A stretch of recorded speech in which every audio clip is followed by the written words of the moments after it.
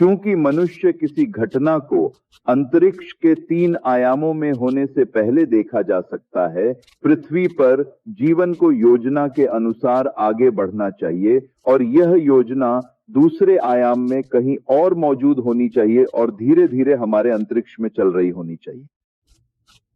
यदि घटनाएं इस दुनिया में नहीं थीं जब उन्हें देखा गया था, तो पूरी तरह से तार्किक होने के लिए वे इस दुनिया से बाहर थे और यहां होने से पहले जो कुछ भी देखा जाना है उसे 3 आयामी दुनिया में जागने वाले मनुष्यों के दृष्टिकोण से पूर्व निर्धारित किया जाना चाहिए। इसलिए सवाल उठता है कि क्या हम अपने भविष्य को बदल सकते हैं? इन पृष्ठों को लिखने में मेरा उद्देश्य पुरुषों में अंतर्निहित संभावनाओं को इंगित करना है। यह दिखाना है कि पुरुष अपने भविष्य को बदल सकते हैं, लेकिन इस प्रकार यह हस्तक्षेप के बिंदु से शुरू होकर फिर से एक नियतात्मक अनुक्रम बनाता है, एक भविष्य जो परिवर्तन के अनुरूप होगा। मनुष्य के भविष्य की सबसे उल्लेखनीय विशेषता इसका लचीलापन है। यह उसके व्यवहार से नहीं बल्कि उसके दृष्टिकोण से निर्धारित होता है। आधारशिला जिस पर सभी चीजें आधारित हैं वह मनुष्य की खुद की अवधारणा है। वह जैसा काम करता है और उसके पास वह अनुभव है जो वह करता है, क्योंकि खुद की उसकी अवधारणा वही है जो है और किसी अन्य कारण के बिना। अगर उसकी स्वयं की अलग अवधारणा होती तो वह अलग तरीके से कार्य करता। आत्म की अवधारणा का परिवर्तन स्वचालित रूप से उसके भविष्य को बदल देता है और उसके भविष्य के अनुभवों की श्रृंखला के किसी भी शब्द में परिवर्तन आत्म की अवधारणा को बदल देता है। मनुष्य की धारणाओं जिन्हें वह तुच्छ मानता है ने उन प्रभावों का उत्पन्न किया जो काफी है। इसलिए पुरुषों को किसी धारणा के अपने अनुमान को संशोधित करना चाहिए और उसकी रचनात्मक शक्ति को पहचानना चाहिए। चेतना में सब बदलाव होते हैं। भविष्य हालांकि हर विस्तार से पहले तैयार किया गया है, लेकिन इसके कई परिणाम हैं। हमारे जीवन के हर पल में हमारे सामने यह विकल्प है कि हम कई भविष्य में से किसको चुनेंगे। दुनिया के बारे में 2 वास्तविक दृष्टिकोण हैं, एक प्राकृतिक फोकस और एक आध्यात्मिक फोकस। प्राचीन शिक्षक एक को शारीरिक मन और दूसरे को मसीह का मन मानते हैं। हम उन्हें हमारी इंद्रियों द्वारा शासित साधारण जागृत चेतना और इच्छा द्वारा शासित एक नियंत्रित कल्पना के रूप में अलग कर सकते हैं। हम विचार के इन 2 अलग अलग केंद्रों को बयान में पहचानते हैं। स्वाभाविक मनुष्य परमेश्वर की आत्मा की वस्तुओं को प्राप्त नहीं करता, क्योंकि वे उसके लिए मूर्खता है। वह उन्हें नहीं जानता क्योंकि वे आध्यात्मिक रूप से हकदार हैं। प्राकृतिक दृष्टिकोण वास्तविकता को वर्तमान समय तक सीमित करता है। अब प्राकृतिक दृश्य को बुलाओ। अतीत और भविष्य विशुद्ध रूप से काल्पनिक हैं। आध्यात्मिक दृष्टिकोण समय के तत्वों और सामग्री को गहराई से देखता है। यह घटनाओं को अंतरिक्ष में वस्तुओं के रूप में अलग और अलग के रूप में देखता है। अतीत और भविष्य आध्यात्मिक दृष्टिकोण के लिए एक वर्तमान संपूर्ण है। प्राकृतिक मनुष्य के लिए जो मानसिक और व्यक्तिपरक है, वह आध्यात्मिक मनुष्य के लिए ठोस और उद्देश्य है। केवल वही देखने की आदत जो हमारी इंद्रियां अनुमति देती हैं, वह हमें पूरी तरह से अंधा करती है, जो हम अन्यथा देख सकते हैं। अदृश्य को देखने की क्षमता विकसित करने हेतु हमें इंद्रियों के साक्ष्यों से परे जाकर एक अदृश्य स्थिति पर मन केंद्रित करना होगा। उसे महसूस कर उसे वास्तविकता में तब तक महसूस करना होगा जब तक उसकी संपूर्ण विशिष्टता प्रकट न हो। किसी विशेष दिशा में केंद्रित गंभीर केंद्रित विचार अन्य भावनाओं को बंद कर देते हैं और उन्हें गायब कर देते हैं। हमें अपनी इच्छाओं पर गहरे ध्यान केंद्रित करते हुए उस स्थिति को देखने का प्रयास करना चाहिए।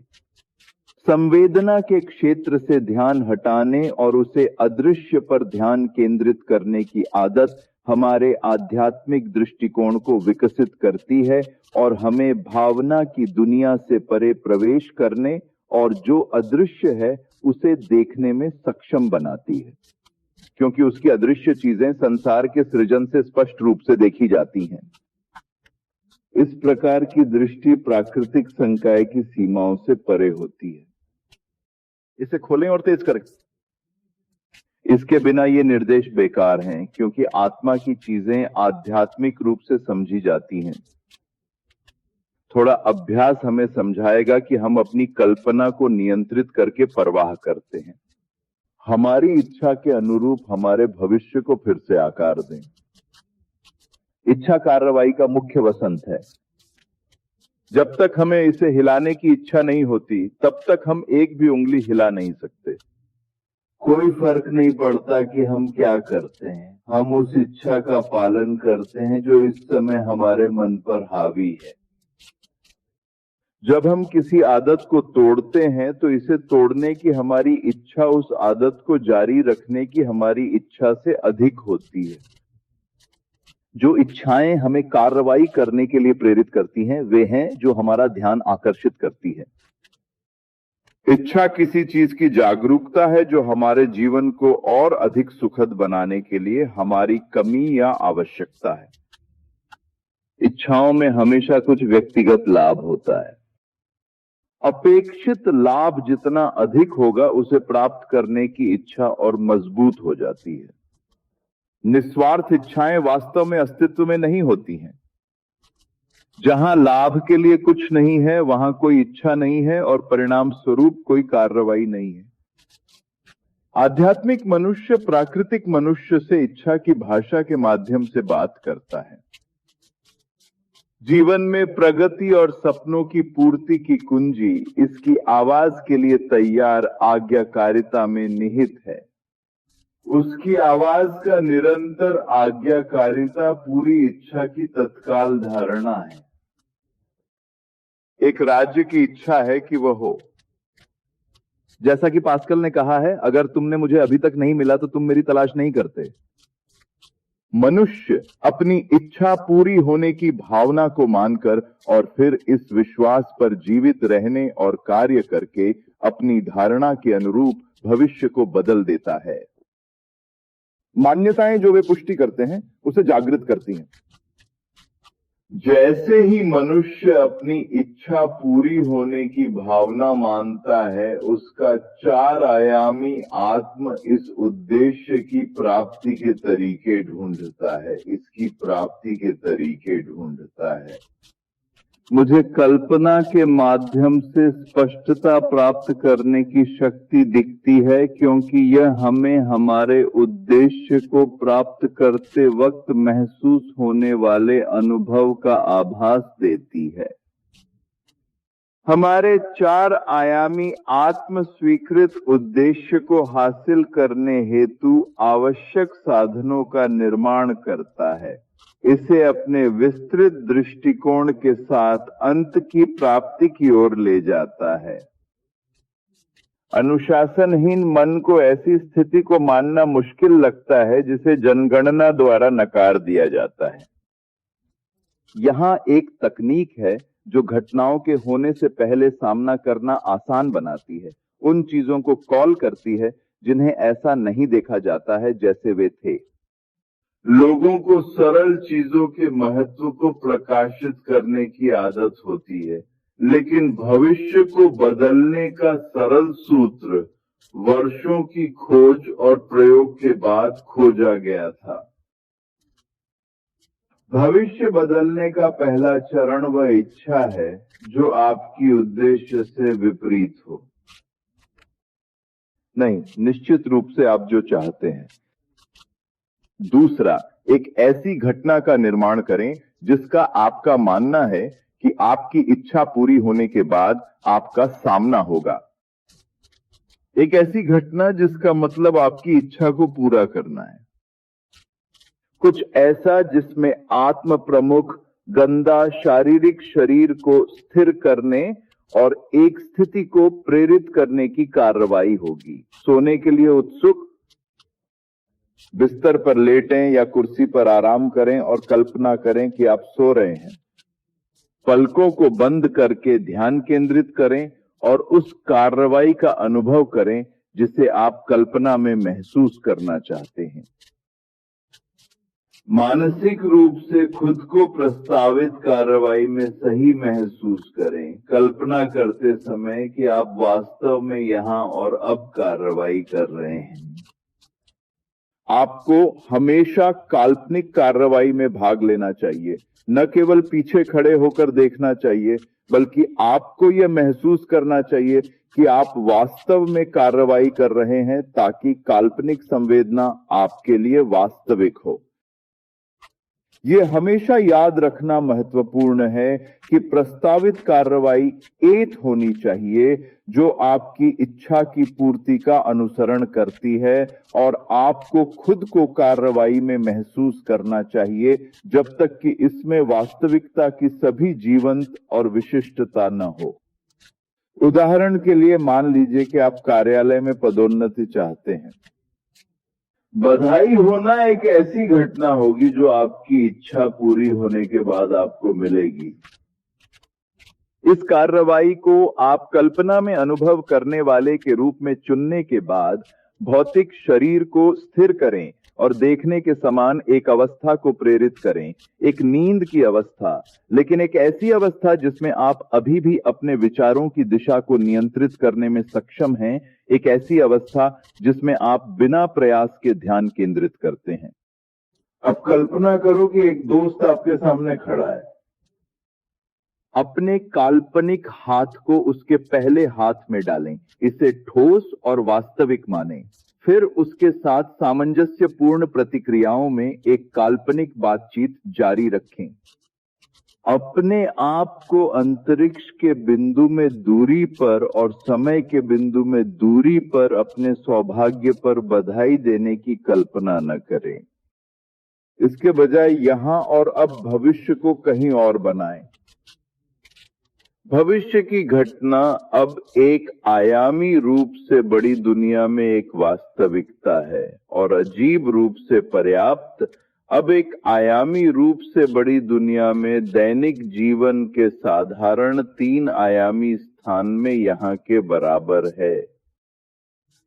यहाँ और अब खुद को कार्रवाई में खिलाने और खुद को कार्रवाई में कल्पना करने के बीच का अंतर सफलता और विफलता के बीच का अंतर है, जैसे आप एक मोशन पिक्चर स्क्रीन पर हों। अंतर की सराहना की जाएगी यदि आप अब खुद को एक सीढ़ी पर चढ़ने की कल्पना करेंगे। फिर पलकों को बंद कर दें, कल्पना करें कि एक सीढ़ी आपके सामने है और महसूस करें कि आप वास्तव में इसे चढ़ रहे हैं। इच्छा, नींद की सीमा पर आने वाली शारीरिक अस्थिरता, एक काल्पनिक कार्य जिसमें आत्म यहाँ और अब भावनात्मक रूप से प्रभुत्व रखता है, न केवल भविष्य को बदलने में महत्वपूर्ण कारक हैं, बल्कि वे आध्यात्मिक आत्म को जानबूझकर प्रक्षेपित करने के लिए आवश्यक शर्तें हैं।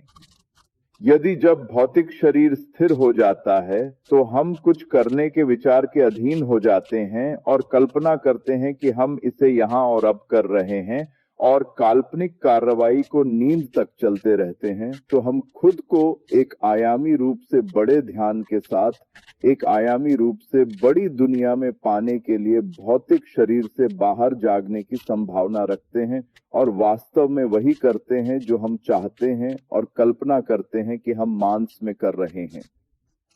लेकिन चाहे हम वहां जागें या नहीं, हम वास्तव में चौथी आयामी दुनिया में कार्रवाई कर रहे हैं और हमें भविष्य में तीसरी आयामी दुनिया में फिर से बनाया गया था। अनुभव ने मुझे काल्पनिक कार्य को प्रतिबंधित करना सिखाया है। हमारे ध्यान का उद्देश्य बनने के विचार को एक ही कार्य में संघनित करना और इसे बार बार तब तक पुनः प्रस्तुत करना सिखाया है जब तक कि उसे वास्तविकता की भावना न हो। अन्यथा ध्यान एक एसोसिएशनल ट्रैक के साथ भटक जाएगा और संबंधित छवियों का होस्ट कुछ सेकंड में हमारे ध्यान में प्रस्तुत किया जाएगा। वे हमें अंतरिक्ष के बिंदु में हमारे उद्देश्य से सैकड़ों मील दूर और समय के बिंदु में वर्षों दूर ले जाएंगे। यदि हम सीढ़ियों की किसी विशेष उड़ान पर चढ़ने का निर्णय लेते हैं क्योंकि यह हमारी इच्छा की प्राप्ति का पालन करने की संभावित घटना है, तो हमें सीढ़ियों की उस विशेष उड़ान पर चढ़ने तक कार्रवाई को सीमित करना चाहिए, अपना ध्यान डालना चाहिए, भटकना चाहिए। हमें इसे सीढ़ियों की उस उड़ान पर चढ़ने के अपने परीक्षण पर वापस लाना चाहिए और तब तक ऐसा करना जारी रखना चाहिए जब तक कि काल्पनिक कार्रवाई में वास्तविकता की सारी मजबूती और स्पष्टता न हो। इस विचार को हमारी ओर से किसी समझदार प्रयास के बिना प्रस्तुति के क्षेत्र में बनाए रखा जाना चाहिए। हमें न्यूनतम प्रयास के साथ मन को पूरी इच्छा की भावना से प्रवेश करना चाहिए। नींद परिवर्तन को सुविधाजनक बनाती है क्योंकि यह बिना प्रयास के ध्यान का पक्ष लेती है, लेकिन इसे नींद के रुकावट की ओर नहीं धकेला जाना चाहिए जिसमें हम अब अपने ध्यान की गतिविधियों को नियंत्रित नहीं कर पाएंगे, बल्कि एक मध्यम स्तर की नींद जिसमें हम अभी भी अपने विचारों को निर्देशित करने में सक्षम होंगे। एक इच्छा को प्रतिबिंबित करने का सबसे प्रभावी तरीका यह है कि इच्छा पूरी होने की भावना को माने और फिर एक आराम और नींद की स्थिति में एक लल्लाबी की तरह बार बार किसी भी छोटे वाक्यांश को दोहराएं जिसका अर्थ हमारी इच्छा को पूरा करना है, जैसे कि धन्यवाद, जैसे कि हमने इसे हमारे लिए करने के लिए एक उच्च शक्ति को संबोधित किया। हालांकि अगर हम एक आयामी रूप से बड़ी दुनिया में एक सचेत प्रक्षेपण की तलाश करते हैं, तो हमें इस कार्य को नींद तक जारी रखना चाहिए और वास्तविकता की सभी विशिष्टता के साथ कल्पना में अनुभव को शांत करना चाहिए। यदि आप अपने लक्ष्य को प्राप्त करते हैं तो मांस में क्या अनुभव होगा और तुम समय पर उससे मांस में मिलेंगे जैसा तुम अपनी कल्पना में मिले। मन को परिस्थितियों से भोजन करें, अर्थात सत्य माने जाने वाले दावे, क्योंकि मान्यताएं यद्यपि इंद्रियों के लिए असत्य हैं, यदि उन्हें वास्तविकता की भावना होने तक बने रहते हैं तब तक सत्य में कठोर हो जाएंगी। और एक धारणा के तहत इसकी प्राप्ति को बढ़ावा देने वाले सभी साधन अच्छे हैं। यह सभी आंदोलनों में उन कार्यों और शब्दों को प्रेरित करके सभी के व्यवहार को प्रभावित करता है जो इसकी पूर्ति की ओर प्रवृत्ति करते हैं। यह समझने के लिए कि मनुष्य अपने भविष्य को अपनी धारणा के अनुरूप कैसे बदलता है, हमें यह जानना चाहिए कि हमारा मतलब एक आयामी रूप से बड़ी दुनिया से क्या है, या यह एक आयामी रूप से बड़ी दुनिया से है कि हम अपने भविष्य को बदलने के लिए जाते हैं। किसी घटना के होने से पहले अवलोकन का अर्थ है कि यह घटना 3 आयामी दुनिया में मनुष्य के दृष्टिकोण से पूर्व निर्धारित की गई है। इसलिए अंतरिक्ष के 3 आयामों में यहाँ की स्थितियों को बदलने के लिए हमें पहले उन्हें अंतरिक्ष के 4 आयामों में बदलना होगा। मनुष्य को पता नहीं है कि आयामी रूप से बड़ी दुनिया का क्या अर्थ है और निस्संदेह आयामी रूप से बड़ी कोशिका के अस्तित्व से इनकार करेगा। वह लंबाई, चौड़ाई और ऊंचाई के 3 आयामों से काफी परिचित है और उसे लगता है कि यदि चौथा आयाम था तो यह उसके लिए उतना ही स्पष्ट होना चाहिए जितना लंबाई, चौड़ाई और ऊंचाई के आयाम। एक आयाम एक रेखा नहीं है। यह कोई भी तरीका है जिसमें किसी चीज को मापा जा सकता है जो अन्य सभी शब्दों से पूरी तरह से अलग है। अर्थात एक ठोस 4 आयामी रूप से मापने के लिए हम बस इसे अपनी लंबाई, चौड़ाई और ऊंचाई को छोड़कर किसी भी दिशा में मापते हैं। क्या इसकी लंबाई, चौड़ाई और ऊंचाई के अलावा किसी वस्तु को मापने का एक और तरीका है? तो लंबाई, चौड़ाई और ऊंचाई के 3 आयामों का उपयोग किए बिना मेरे जीवन को मापता है। तात्कालिक वस्तु जैसी कोई चीज संभव नहीं। यह मापने योग्य की उपस्थिति और गायब हो जाती है। ये एक निश्चित समय तक ही चलता है। हम लंबाई, चौड़ाई और ऊंचाई के आयामों का उपयोग किए बिना इसके जीवन काल को माप सकते हैं। समय निश्चित रूप से किसी वस्तु को मापने का एक कांटा रास्ता है। वस्तु के आयाम बढ़ने से वह अधिक वास्तविक और पर्याप्त बन जाती है। एक सीधी रेखा जो पूरी तरह से एक आयाम में स्थित है, आयाम के जोड़ से आकार, द्रव्यमान और पदार्थ प्राप्त करती है। चौथे आयाम का समय नई गुणवत्ता देगा, जिससे यह ठोस से बेहतर होगा, जैसे ठोस सतहों से और सतहें रेखाओं से। समय अनुभव में परिवर्तन का माध्यम है, क्योंकि सभी परिवर्तनों में समय लगता है। नई गुणवत्ता परिवर्तनशीलता है। ध्यान दें कि यदि हम एक ठोस को दोहराते हैं तो इसका क्रॉस सेक्शन एक सतह होगा। एक सतह को द्विभाजित करके हम एक रेखा प्राप्त करते हैं और एक रेखा को द्विभाजित करके हमें एक बिंदु मिलता है। इसका मतलब यह है कि एक बिंदु एक रेखा का एक क्रॉस सेक्शन है, जो बदले में उद्देश्य का एक क्रॉस सेक्शन है, जो बदले में एक ठोस का एक क्रॉस सेक्शन है, जो बदले में यदि अपने तार्किक निष्कर्ष तक ले जाया जाता है, लेकिन A4 आयामी वस्तु का एक क्रॉस सेक्शन। हम इस अनुमान से बच नहीं सकते कि सभी 3 आयामी वस्तुएं केवल 4 आयामी शरीर के क्रॉस सेक्शन हैं, जिसका अर्थ है कि जब मैं आपसे मिलता हूं तो मैं 4 आयामी दृश्य के एक क्रॉस सेक्शन से मिलता हूं। 4 आयामी स्वयं जो देखा नहीं जाता है, इसलिए 4 आयामी स्वयं को देखें। जन्म से मृत्यु तक जीवन के हर क्रॉस सेक्शन या क्षण को सह अस्तित्व के रूप में देखना चाहिए। मेरा ध्यान संवेदी छापों की पूरी सरणी पर लेना चाहिए, जिनका आपने पृथ्वी पर अनुभव किया है, साथ ही उन छापों का भी जिनका आप सामना कर सकते हैं।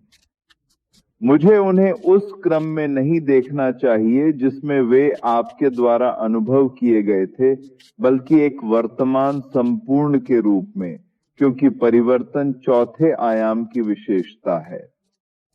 मुझे उन्हें एक जीवित एनिमेटेड संपूर्ण के रूप में प्रवाह की स्थिति में देखना चाहिए।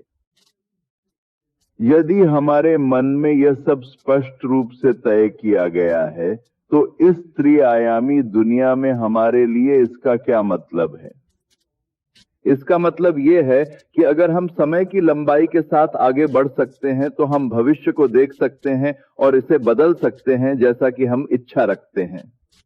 यह दुनिया जिसे हम इतना सच्चा मानते हैं, वह एक छाया है जिससे बाहर और उससे परे हम किसी भी समय गुजर सकते हैं। यह एक अधिक बुनियादी और आयामी रूप से बड़ी दुनिया से एक अमूर्त है। एक अधिक बुनियादी दुनिया एक अभी भी अधिक बुनियादी और आयामी रूप से बड़ी दुनिया से अमूर्त है, और इसी तरह से अनंत तक। निरपेक्ष किसी भी साधन या विश्लेषण से असंभव है, चाहे हम दुनिया में कितने आयाम जोड़ें। पुरुष बस एक अदृश्य स्थिति पर अपना ध्यान केंद्रित करके एक आयामी रूप से बड़ी दुनिया के अस्तित्व को साबित कर सकते हैं, एक कल्पना जो वह इसे देखता है और महसूस करता है।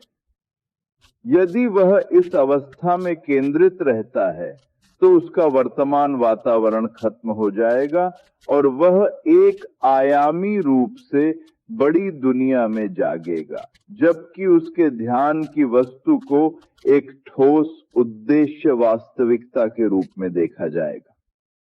सहज रूप से मुझे लगता है कि वह इस आयामी बड़ी दुनिया से अपने विचारों को अमूर्त करने और अपने मन के भीतर और आगे पीछे हटने के लिए था। वह फिर से समय का बाहरीकरण लाएगा।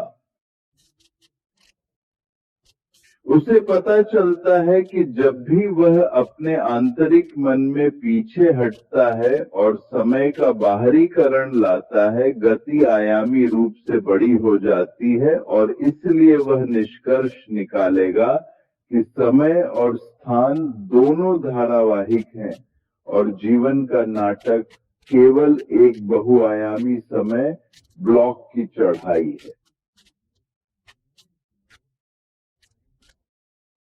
वैज्ञानिक एक दिन समझाएंगे कि एक श्रृंखला ब्रह्मांड क्यों है, लेकिन व्यवहार में हम भविष्य को बदलने के लिए इस श्रृंखला ब्रह्मांड का उपयोग कैसे करते हैं, यह अधिक महत्वपूर्ण है।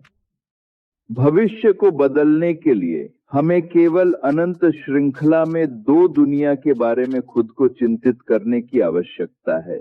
जिस दुनिया को हम अपने शरीर अंगों के कारण जानते हैं और जिस दुनिया को हम अपने शरीर अंगों से स्वतंत्र रूप से समझते हैं,